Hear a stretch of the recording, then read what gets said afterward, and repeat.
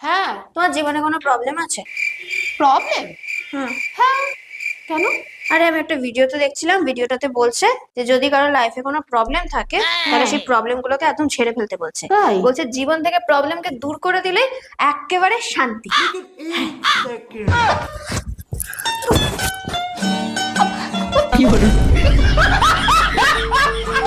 मेरे तो एल लग गए मेरे